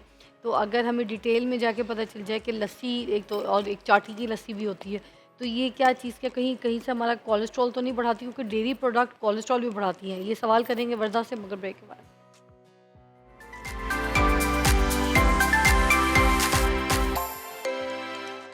Welcome back to watching morning with Fiza. Warda हमारे साथ मौजूद है और हमें लस्सियों के बारे में बता रही थी। दिमाग की लस्सी मेरी तो हो गई सुन सुन के, क्योंकि मुझे समझ कोई नहीं है कि डेयरी प्रोडक्ट से थोड़ा सा कोलेस्ट्रॉल भी बढ़ता है। तो मैं वर्दा से ये पूछना चाहती हूँ कि जो कोलेस्ट्रॉल पेशेंट हैं, क्या वो ये ले सकते हैं लस्सी, और अगर ले सकते हैं तो किस मिकदार में, किस तरीके से? और दूसरा ये कि बच्चों की भी लस्सी का आपने तरीका बताना है कि बच्चों को लस्सी पिलाना उनके टेस्ट के हिसाब से कैसा? अच्छा, वो लोग जो हार्ट पेशेंट है, हाइपरटेंशन के हैं पेशेंट्स, वो लोग क्या करें कि लस्सी के अंदर दूध का कंटेंट ज़्यादा ना ऐड करें, क्योंकि जो दूध है उसके अंदर फैट कंटेंट बहुत ज़्यादा होता है। तो वो लोग क्या कर सकते हैं, सिर्फ दही, दही तो जैसे प्रोबायोटिक और फर्मेंटेड फॉर्म है, वो हमारा कोलेस्ट्रोल नहीं बढ़ाती, तो वो दही और पानी सिंपल इसको मिक्स करके इसकी लस्सी हल्का सा बराए नाम नमक डाल के इस्तेमाल कर सकते हैं। उसके बाद जो बच्चों की जहाँ तक ऑप्शन है, अच्छा हम मिल्क शेक्स की तो बहुत अक्सर बात कर रहे होते हैं, तो जैसे कि फिजा आपने सवाल भी किया कि अब बच्चों के लिए बेहतरीन है हम फ्रूट लस्सी बना सकते हैं। आप जैसे वो स्मूदीज़ का हम बहुत जिक्र सुनते हैं, तो अगर मैं पंजाबी लैंग्वेज में कहूँ तो है वही लस्सी है जी स्मूदी है वही लस्सी है जरा बच्चा तुम स्मूदी के तौर पे दे सकते हो। अच्छा, करना ये है कि आपने क्या करना है, 3 चम्मच दही लें, ठीक है, थोड़ा सा दूध डालें, उसके अंदर कोई भी बच्चे का फेवरेट फ्रूट जैसे बनाना आप ऐड कर सकते हैं, स्ट्रॉबेरी ऐड की जा सकती है, कोई बेरीज जो हैं वो ऐड की जा सकती हैं, 2-3 बादाम की गिरियाँ ऐड की जा सकती हैं, 1 खजूर ऐड की जा सकती है। ये ऑप्शनल है आपके बच्चे के फ्लेवर के मुताबिक। तो आप थोड़ा सा जो है वो दही डालें, थोड़ा सा दूध और पानी का थोड़ा सा कंटेंट डाल के इसे ब्लेंड कर दें वो फ्रूट डाल के, तो बेहतरीन जो है वो फ्रूट लस्सी आप कह सकते हैं, इसे आप स्मूदी कह सकते हैं, और आप ये बच्चों का हेल्दी फूड सप्लीमेंट भी से। अब जब गर्मी से हफे बच्चे आते हैं ना स्कूल से, तो माएँ एक बहुत गलत प्रैक्टिस करती हैं, sorry to all moms, but वो जो आप फटाफट लाल वाले शरबत का ग्लास बच्चे को देते हैं जिसमें इतना ज़्यादा मीठा होता है, जो ना सिर्फ शुगर को अफेक्ट करेगा बच्चों के अंदर, चाइल्डहुड ओबेसिटी सिंड्रोम का बाइस बनेगा, बल्कि हाइपर अग्रेसिव, वो जो बच्चे बदतमीज़ी बहुत ज़्यादा कर रहे होते हैं, चिचड़े बहुत ज़्यादा होते हैं, तो उसका बहुत बड़ा एक कॉज चीनी का आर्टिफिशियल कंटेंट बच्चों के अंदर देना बहुत ज़्यादा है। तो आप ज़रूरी नहीं होता कि आप चीनी के चम्मच दे रहे हैं, ये जो आप ऐसे मशरूबात दे रहे हैं जो कि आर्टिफिशियल चीनी से भरे हुए हैं, ऐसे सोडास जो कि आर्टिफिशियल चीनी से भरे हुए हैं, तो आप इसके बजाय बच्चों को ये हेल्दी स्मूदीज़ दे सकते हैं, नींबू पानी जो है वो आप बच्चों को स्कूल से आते सार दे सकते हैं। तो ये रिफ्रेशिंग और हेल्दी ड्रिंक्स है जो आपके बच्चे का बेटी है ना फलाल, जैसे जी स्कूल से आती है तो उसके लिए बना के रखना होता है, तो चुकंदर कीनू का या तो Yes, जूस पीती है वो बड़े बेहतरीन। शौक से, ये सादा कीनू का। अच्छा, मुझे पहले जो थे ना ये सोशल मीडिया की मैं रील्स देखती थी, तो उसमें वो ये बोलते थे ना कि बच्चों को या फिर बड़ों को ये जो जूसेस होते हैं इसके इसके ना दिया करें, बच्चों के अंदर शुगर पैदा हो जाएगी, बड़ों के अंदर भी शुगर पैदा हो जाएगी।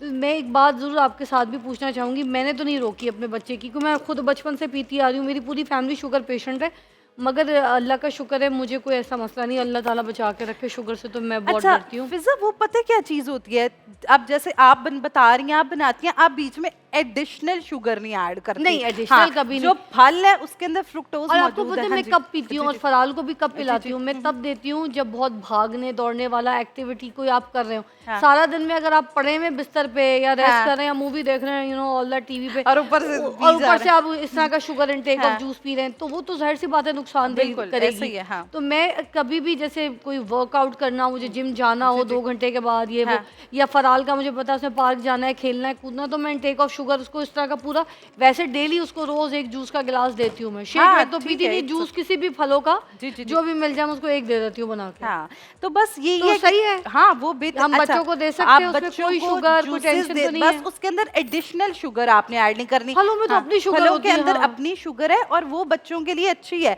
वो चाहे प्री वर्कआउट है चाहे पोस्ट वर्कआउट है, वो आपकी एनर्जी मेंटेन करने में हेल्प करती है। तो इस तरह के जूसेस जरूर, और खास तौर पे ये जो डिब्बे वाले बच्चों को जूसेस दे रहे हैं ना, उससे बहुत बेहतर है कि आप हेल्दी जूसेस कम से कम। अब बच्चा वीडियो गेम पे बैठा है, जी, उसको जी। जूस पिला दो तो वो तो फिर शुगर बनाएगा, हाँ, शुगर भी बनाएगा, और बच्चे ने कोई अपनी कैलोरीज फिर एनर्जी ओबेसिटी का बर्न शिकार एंड ऑल हाँ, दैट। बच्चे की कैलोरीज बर्न होना भी बहुत जरूरी है ना। बिल्कुल। अच्छा, फिर हम ये पी सकते हैं। बिल्कुल, फिर एक हम ये पी गिलास सकते हैं, पी सकते एक गिलास पी सकते हैं आप, अगर बच्चे की फिजिकल एक्टिविटीज Activities और हैं। बाकी दूध, फल, गंदुम, इन तमाम चीज़ों के अंदर, जैसे गंदुम है उसके अंदर ग्लूटेन मौजूद है, दूध के अंदर लैक्टोज मौजूद है, फ्रूट के अंदर फ्रुक्टोज मौजूद है, ये सारी चीनी की किस्में हैं। तो अल्लाह ताला ने जितनी रिक्वायर्ड शुगर है उनके अंदर डाल के दी हुई है। तो प्लीज़, मैंने अक्सर घरों में ऐसी प्रैक्टिस देखी है कि फिजा चम्मच से चीनी नहीं, माएँ ऐसे ऐसे ऐसे करके चीनी, और आप देखें कि जिस्म के अंदर कोई ऐसा एंजाइम मौजूद नहीं जो उस इतनी शुगर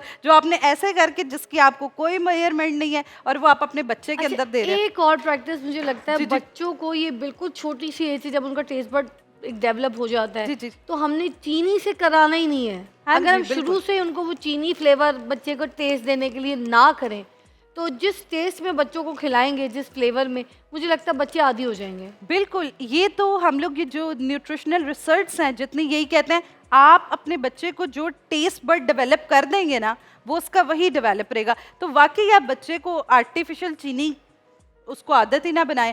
उसको आप देखेंगे उसका फिर ऑरली ना उसको क्रेविंग्स होंगी बड़े होके, ना वो ऐसे बिहेव करेगा कि मैं मीठा नहीं खाऊंगा तो मेरा सांस बंद हो जाएगा, मैं मीठा नहीं खाता तो मुझे चक्कर आते हैं। वो इनिशियल हैबिट्स। और एक चीज़ जो हम हमेशा कहते हैं, न्यूट्रिशन थ्रू लाइफ साइकिल, कि बच्चे के ज़िंदगी के जो पहले 2 साल हैं उनमें आप बच्चों को जो प्रैक्टिसेस कराएंगे, चाहे वो खाने की आदतें हैं, चाहे वो उसकी एथिक्स है, मॉरल वैल्यूज़ हैं, वो मैं कहती हूँ they will be into your blood. वो आपके खून के अंदर होंगी और वो सारी उम्र साथ रहेंगी। और अगर आप चाहेंगे कि अब 11 साल का बच्चा हो गया, 12 साल का हो गया, तो अब मैं इसकी ईटिंग हैबिट्स या मॉरल हैबिट्स चेंज कर दूं, तो ऐसा मुमकिन नहीं है। और घर का भी माहौल मैटर करता है। हाँ, जो घर बिल्कुल। में हम खा रहे होते हैं, बच्चे जो देख रहे होते हैं, बच्चे वही लाइफस्टाइल जो है ना कैरी करते हैं। हाँ, और अगर रातों को अम्मा फास्ट अब्बा फूड, जो है वो हाँ। मीठा खा रहे हैं और बच्चे को कह रहे हैं बेटा बेटा पीछे हो जाओ, no no no no, that is very bad, that is poison. तो obviously when your baby see के अम्मा पॉइजन खा रही है तो बच्चा पॉइजन खाएगा। तो अक्सर घरों में होता है ना कि अम्मा अब्बा जंक फूड खा रहे हैं और बच्चों को जी नहीं दिखाना, बच्चों को नहीं खिलाना, तो वो बच्चा आपका छुपके खाएगा और आप फिर खुद खा रहे हैं। और बच्चों की जो ईटिंग हैबिट्स होती है ना, देवर लाइक स्प्रिंग, आप जितना खींचेंगे ना तो उन्होंने फिर जब शुरू करनी है तो वो ऐसा उन चीज़ों को जुड़ेंगे कि पीछे नहीं होंगे, फिर वो बहुत ज़्यादा ये हैबिट्स को। तो इसलिए जो ऐसा टाइम है आपके घरों में, अगर बहुत छोटे बच्चे हैं और आप उनकी हेल्दी ईटिंग हैबिट्स डेवलप करना, तो मेक अ एनवायरनमेंट, माँ अपनी हैबिट्स को ठीक करे, बाप। और अक्सर घरों में मेरे पास जब पेशेंट्स आते हैं तो वो यही कह रहे होते हैं, डॉक्टर वरदा मैं बहुत, माँ कह रही होती है मैं बच्चे की हैबिट्स बहुत ठीक कर रही हूँ, बाप भी ठीक कर रहा है, लेकिन घर में दादी ख़राब कर रही है, नाना ख़राब कर रहे हैं, नान।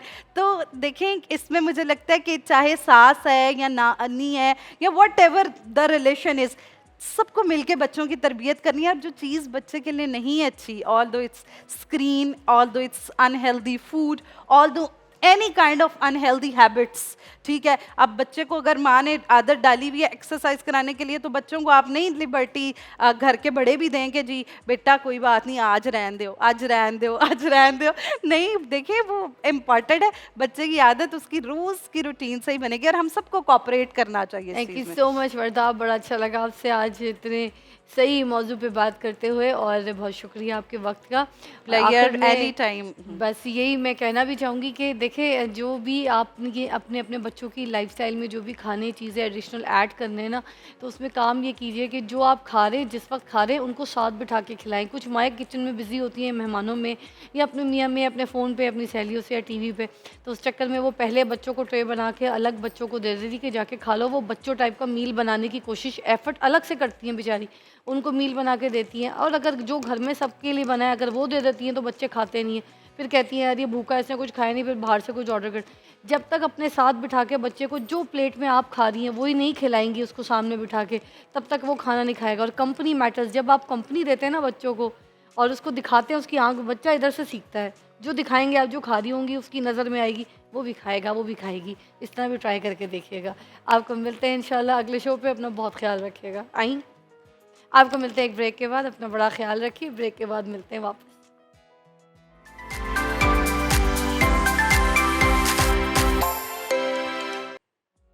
रंग साजी से गुलकारी तक का सफ़र।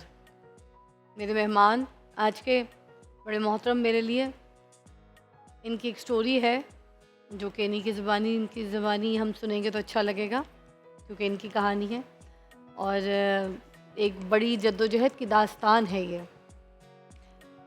रंग करने से लेकर गुलकारी तक का सफ़र। मेरे साथ मौजूद है खानू खान साहब। अस्सलाम वालेकुम। जी वालेकुम सलाम। कैसी तबीयत है जी? हाँ जी, मैं ठीक हूँ बेटा। अच्छा जी, ये क्या कहानी है आपकी, ज़रा हमें बताइएगा। आपकी ज़िंदगी का जो सफ़र है ये रंगों से शुरू हुआ और फिर ये गुलकारी पे आके रुक गया है, तो ये कैसे शुरू हुआ? सब तो पहले बिस्मिल्लाह रहमान रहीम, और मैं अपने तमाम नाजरीन नू और जेड़े ਪਾਕਿਸਤਾਨ 'ਚ ਮੈਨੂੰ ਵੇਖਦੇ ਜਾਂ ਪਾਕਿਸਤਾਨ ਤੋਂ ਬਾਹਰ ਨੇ, ਮੈਂ ਉਹਨਾਂ ਦਾ ਬੜਾ ਸ਼ੁਕਰੀਆ ਅਦਾ ਔਰ ਉਹਨਾਂ ਨੂੰ ਸਲਾਮ ਅਰਜ਼ ਕਰਨਾ ਔਰ ਇਹ ਸਾਡੀ ਟੀਮ ਨੂੰ C42 ਵਾਲਿਆਂ ਨੂੰ ਵੀ ਬੜਾ ਸ਼ੁਕਰੀਆ ਅਦਾ ਕਰਨਾ। ਮੈਂ ਤੇ ਬੇਟਾ ਇਹ ਹੀ ਕਹਾਂਗਾ ਕਿ ਕੁਦਰਤ ਦੇ ਕੰਮ ਕੁਦਰਤ ਹੀ ਜਾਣਦੀ। ਦੇਖੋ ਬੱਚਾ ਛੋਟਾ ਹੁੰਦਾ ਨਾ ਤੇ ਉਹ ਵੱਡਾ ਹੁੰਦਾ ਤੇ ਜਦੋਂ ਵੱਡਾ ਹੁੰਦਾ ਉਹਦੀ ਤਬੀਅਤ ਬਦਲਦੀ ਹੈ, ਬਹੁਤ ਚੀਜ਼ਾਂ ਚੇਂਜ ਹੋ ਜਾਂਦੀਆਂ ਨੇ। ਲੇਕਿਨ ਅਗਰ ਪਾਕਿਸਤਾਨ 'ਚ ਮੈਂ ਆਪਣੇ ਸਾਰੇ ਨਾਜ਼ਰੀਨ ਨੂੰ ਇਹੀ ਕਹਿਣਾ ਚਾਹੁੰਦਾ, ਅਗਰ ਪਾਕਿਸਤਾਨ ਦੇ ਅੰਦਰ ਸਭ ਤੋਂ ਜ਼ਿਆਦਾ ਧੱਕੇ ਖਾਦੇ ਨੇ ਤੇ ਉਹਦਾ ਨਾਂ ਖਾਨੂ ਖਾਨ ਹੈ। ਮੈਂ ਬੇਟਾ ਇਹ ਨਹੀਂ ਕਹਿੰਦਾ ਕਿ ਮੈਂ क्यों खाए थके, क्या हुआ था? ਤੇ ਬੱਚੇ ਇਹ ਕੋਈ ਮੇਰਾ ਕੋਈ ਇਹਦੇ 'ਚ ਕੋਈ ਕਮਾਲ ਨਹੀਂ। ਮੈਂ ਛੋਟਾ ਜਿਹਾ ਸਾਂ ਜਦੋਂ ਮੈਂ ਰੇਡੀਓ ਤੋਂ ਆਗਾਜ਼ ਕੀਤਾ ਨਾ ਫਸਟ ਟਾਈਮ, ਤੇ ਮੈਨੂੰ 140 रुपए मिले और रेडियो में आप गुलकारी करते थे, रेडियो पाकिस्तान में जी जाते रेडियो थे? पाकिस्तान तो किस वक्त की बात है ये? ये आज तो तुसी चले जाओ कोई 27-28 साल पीछे चले जाओ। कितने मिलते थे आपको उस वक्त? बच्चा समय बिल्कुल हाँ। 12 साल की उम्र च मैं पहला कैसेट किया, फिर मैं टीवी ते प्ले किया। उदों मैनू मिलिया तो आप किन गाना गाने के लिए जाते थे वहाँ पे? हाँ जी, मैनू तो बेटा इन्ना जनून सी कि उदों पैदल टुरना सा महमूद बूटी तो ते रेडियो पाकिस्तान आना सा। फिर मैं किसी को कहना मेरा गाना करा दे, मेरी तो गल कोई ना सुने। फिर मैं एक दिन रोन ही लग पिया। मैं गया फिर एक जिहड़ा मेरा पहला प्ले रेडियो पाकिस्तान तो होया सी, वो एक झाड़ू जिहड़ा बाहर फेरदा बंदा, वो मेरा दोस्त बन गया। फिर उन्हें मैनू अंदर खड़िया, उन्हें कहा जी बच्चे नूं तुसीं सुनो, बजुर्ग बंदा सी। ते मैं उहदे अगे रोया कर लाया, मैं जी तुहाडी मेहरबानी। उन्हें कहा यार तैनूं इन्ने महीने हो गए ने, सुना कुछ। तो फिर मैं कोई थोड़ा जिहा उन्होंने सुनाया तो उन्हें कहा यार तू इस काबल है, तू रेडियो ते गा। ते रेडियो तो जो फिर मैं काम किया तो औरों मैनू 140 के पता नहीं औरों रुपये का बड़ा जोर सी। कितना कितना? 140 रुपए। 140 रुपए? हाँ जी, बड़ा जोर सी ना उदों। औरों रुपये वाली थद्दी का बड़ा जोर होंदा सी। 100 रुपए की थद्दी हो जाती सी। ते वो जो फिर मैं टीवी ते प्ले किया उदों मैनू मिलिया 250-300 रुपया मिलिया। तो मैनू कहता जी तुसीं पहला प्ले किया खानू खान साहब, कोई सानू कोई चीज़ खवाओ। तो मैं तो पुत्तर उन्होंने दे ना फिर पैसे जोड़े है म्यूजिशियन जोड़े वजाते हैं। इत्थों फिर मैं निकलिया, फिर मैं पेंट दे जो मैं पेंट का काम तो उससे पूरा तो नहीं होता होगा ना? नहीं जी नहीं, वो तो कोई नहीं, क्योंकि ऑलमोस्ट उधर ही खिलाए दिया है। मगर अच्छा मेरी बात सुने, इससे पहले कि हम आगे निकले, जो फिर पहले अगर हमें कुछ सुना दे जो आप रेडियो पाकिस्तान में गाते थे और जो आप बहुत अच्छा गाते हैं, कुछ आप पहले अपनी ऑडियंस को सुनाए तो सही, आप क्या गाते हैं? अज मैं तुहाडी खिदमत दे विच अपने पूरे नाजरीन पूरे पाकिस्तान की खिदमत दे विच खान साहब की एक कवाली है, किते इश्क दा रोग ना ला बैठी। अरे वाह। हाँ जी, क्योंकि बाबा जी नूं मैं अल्लाह ताला उन्हां दा करोड़ा जनता च घर करे। बेशुमार ऐसे लोग ने जिहड़े उन्हां नूं गा के ट्रेंड कर रहे हैं। भाई उस्ताद नुसरत खान साहब को गा गा के मैं कहती हूँ हाँ जी, लोगों हाँ ने जी। अपने महल बना लिए। हाँ जी जी। Sir please सुनाइएगा। इजाजत जी। जी सर इजाजत दिए, घर ना चली जाएगा, यही सुनाना है आपने नहीं, मुझे। सुनाइए इत्थे इंशाल्लाह। जी भैया। खानू खान साहब माइक में। इश्क दे रोग दा किते ना दारू,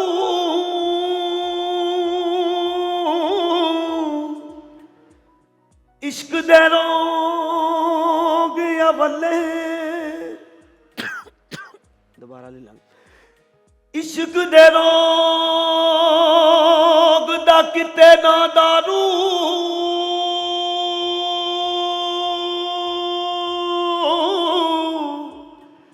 इश्क दे रोग अवले अकला शकला वादे कीते, इश्क ने कमले चले रुसवाइयां ते खुआरियां बाजू, कुछ नहीं इश्क दे पल्ले।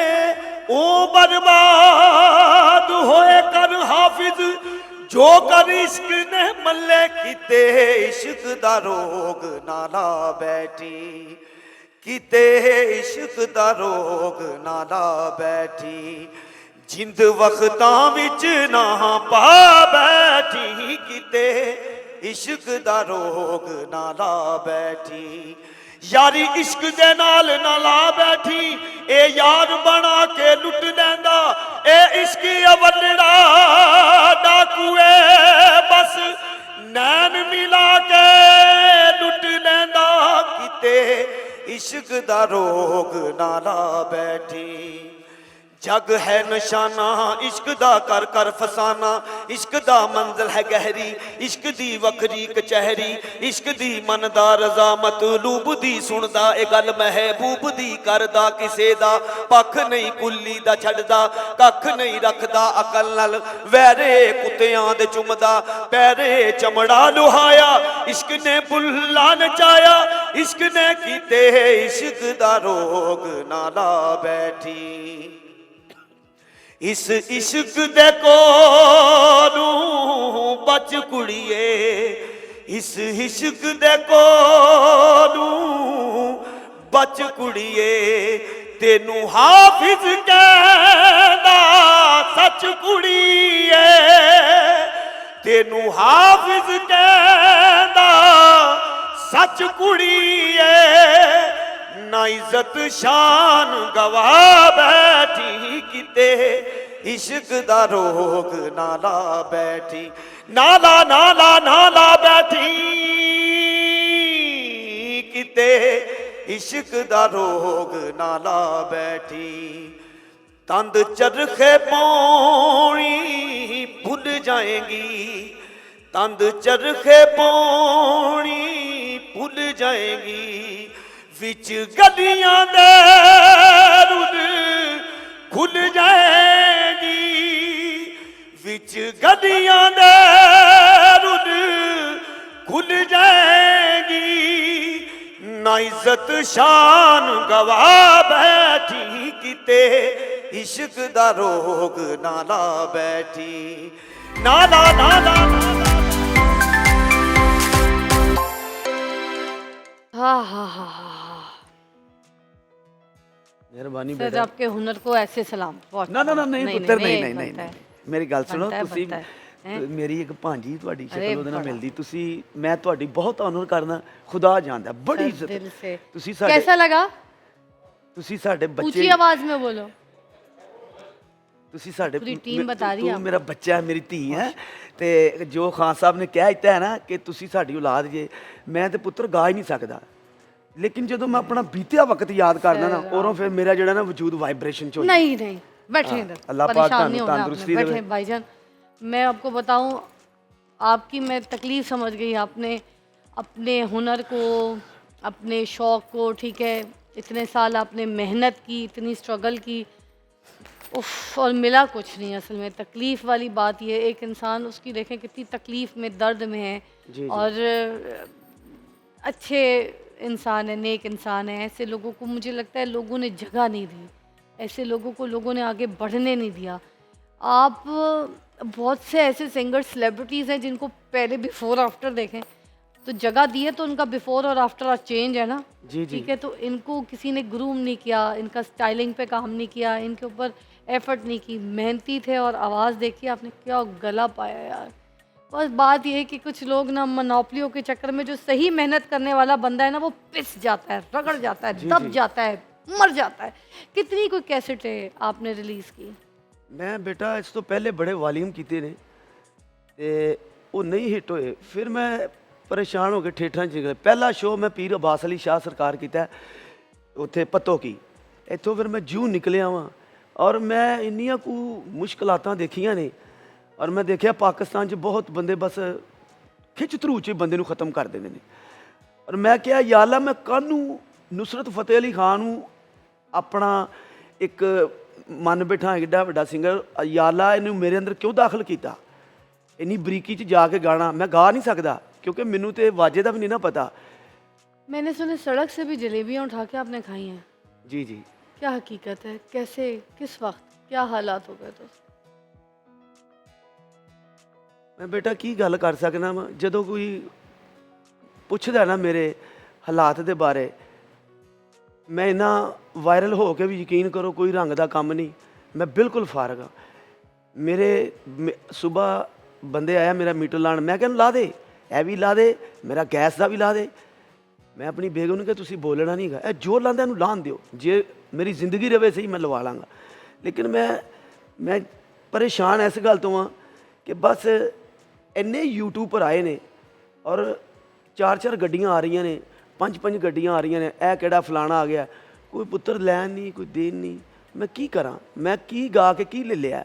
ਮੈਂ ਕਿਹਾ ਅਸੀਂ ਗਾਵਾਂਗਾ, ਅੱਛੀ परफॉर्मेंस करांगा तो चलो कोई मेरा मकान भी किराए पे ही है। सर आप एक काम क्यों नहीं करते, आप कोई सोशल मीडिया पे अपना फ़ैन पेज बनाएं, ठीक है, फेसबुक पे बनाएं, अपना यूट्यूब चैनल बनाएं।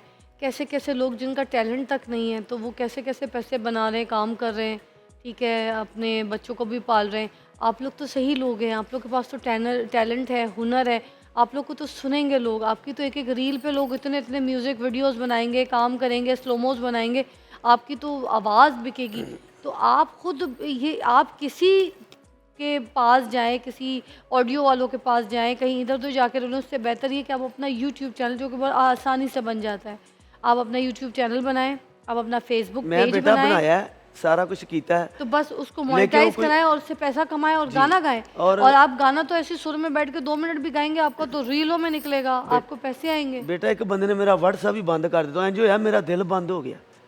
लोग ना पाकिस्तान है, मैं कहना मैं देखिए अब जितनी आपने कोशिश, वो कहते हैं ना ढूंढने से तो खुदा भी मिल जाता है, जी जी तो कोशिश करनी पड़ेगी। मैं आपको बिल्कुल, आपने मुझे बहन बोला है तो मैं आपको भाइयों वाला मशवरा दे रही हूँ। जी जी जितना हुनर आपके पास है ना, एक तो आप इंस्टीट्यूट खोल सकते हैं, जी, आप बच्चों को सिखा सकते हैं, as a teacher, music teacher बन सकते हैं। आप लोगों के मेहरबानी, घरों में जाके बच्चों को जिनको शौक है लर्निंग का, जी, उनको सिखा सकते हैं। आप अपना इंस्टीट्यूट खोल सकते हैं, आप स्कूलों में म्यूजिक टीचर बन सकते हैं, जी, जी। ठीक है। अभी तो ट्रेंड है बहुत सारे लोगों में कि स्कूल्स के अंदर म्यूज़िक टीचर रखे जाते हैं। आपकी एज भी ऐसी है कि आपको इसमें बहुत ज़्यादा पसंद किया जाएगा। जी, जी। आप अपने पेज बनाएं, आप बताएं, मैं ये आप अपनी वीडियो बनाएं, बताएं मैं म्यूज़िक टीचर भी हूँ और मैं ये काम करता हूँ, अपना म्यूज़िक इंस्टीट्यूट बनाएं और साथ ही अपने जो गाने, ये गाने गा गा के जो है ना, आप इनको अपलोड करें फेसबुक और अपने यूट्यूब चैनल पे।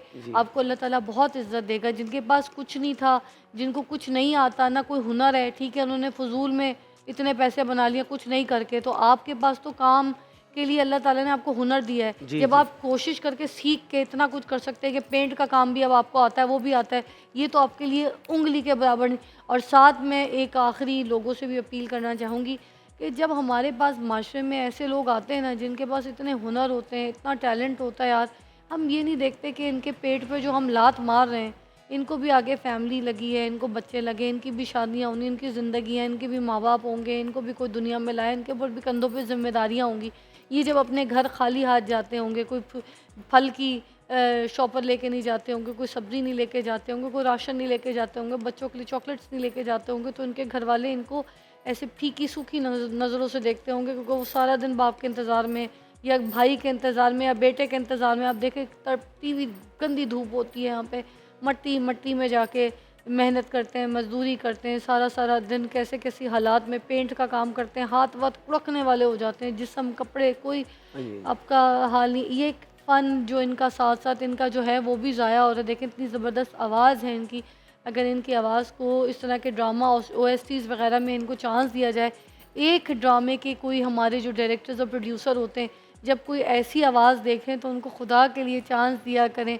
ज़रूरी नहीं है कि इनके कोई लंबे लंबे पहले इनको बाल लगाए जाएं, इनका कोई जाके अच्छे बड़े सैलून से मेकअप करवाया जाए और इनके हाथ में गिटार पकड़ाया जाए, या फिर इनको लड़की बनाया जाए, रॉक स्टार बनाया जाए, गेटअप दिया जाए, फिर आप इनको पसंद करेंगे। आपने इनका प्लेबैक आवाज़ यूज़ करनी है, आप इनकी आवाज़ यूज़ कीजिए। एक चांस आप हमारे मीडिया वाले, मैं कहूँगी अगर हम जैसे लोग देना शुरू कर देना तो फिर क्या से क्या हो जाएगा। मेरा ये प्लेटफॉर्म था, मेरी ये जीनत थी, मैंने इधर बुला के इनको इज़्ज़त दी, इनकी पहचान बनाने की कोशिश की। अब आपका काम है सोशल मीडिया, इनको तरजीह दें, इनकी चीज़ों को वायरल करें और जो जितने ड्रामा OSTs वगैरह इनको बुलाएं, इनसे गाना गवाएं ताकि इनको ज़िंदगी में आगे बढ़ने की पुश मिल जाए। बहुत शुक्रिया, आपसे मुलाकात करती हूँ कल, अपना ख़ास ख्याल रखिएगा।